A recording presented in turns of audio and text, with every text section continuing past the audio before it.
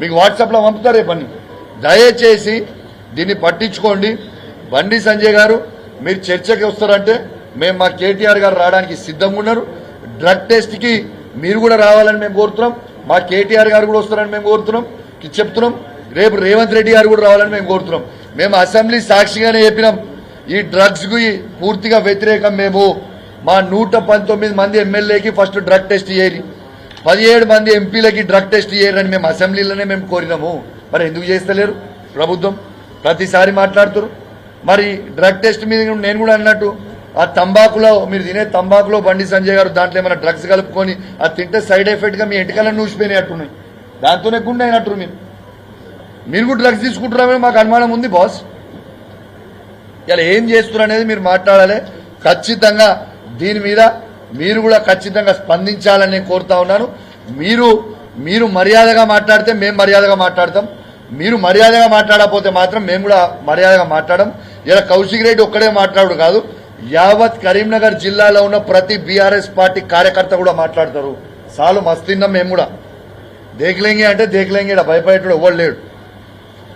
మీరు ఖచ్చితంగా బండి సంజయ్ గారిని నేను రాష్ట్ర ప్రభుత్వం అనేది ఖచ్చితంగా వాళ్ళు రివ్యూ మీటింగ్ చేయాలని మొత్తం కరీంనగర్ జిల్లాలో పిలిచి ఇమ్మీడియట్ గా పెట్టాలని నేను డిమాండ్ చేస్తా ఉన్నాను.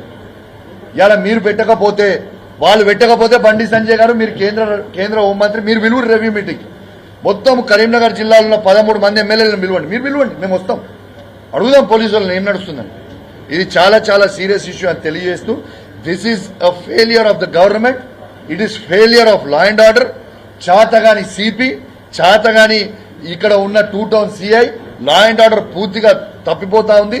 దయచేసి మళ్ళీ చెప్తా ఉన్నాను, దయచేసి దీన్ని వెంటనే సీరియస్ గా తీసుకోవాలి ప్రభుత్వం. దీని మీద సీరియస్ గా ప్రభుత్వం ఫెయిలియర్ అయితే దయచేసి ఇక్కడి నుంచి నేను చెప్తా ఉన్నాను, అమిత్ షా గారు దయచేసి మీకు దండం పెట్టి చెప్తా ఉన్నాం, ఇలా మా కరీంనగర్ జిల్లాలో కాపాడండి. మీరు ఇక్కడ పట్టించుకునేటోడు ఈ రాష్ట్ర ప్రభుత్వంలో లేదు. లా అండ్ ఆర్డర్ మొత్తం గాలి కొద్దేసిర్రు. ఇలా వెపన్స్ పెట్టుకుని ఓపెన్ గా తిరుగుతున్నారు. ఇలా అందరు ఎమ్మెల్యేల మీద, ప్రతిపక్షాల ఎమ్మెల్యేల మీద కూడా రెక్కిలు చేస్తున్నారు. నాకు అనధికారికంగా ఇన్ఫర్మేషన్ ఉంది, నేను ఉట్టిగా మాట్లాడలే. నాకు బరాబర్ ఐడియా ఉంది, నా మీద రెక్కి జరిగింది, నాకు బరాబర్ ఐడియా ఉంది. నేను అఫీషియల్ గానే చెప్తా ఉన్నా.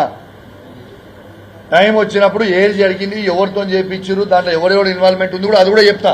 కానీ రేపు ఏమైనా జరగరాంది జరిగితే దీనికి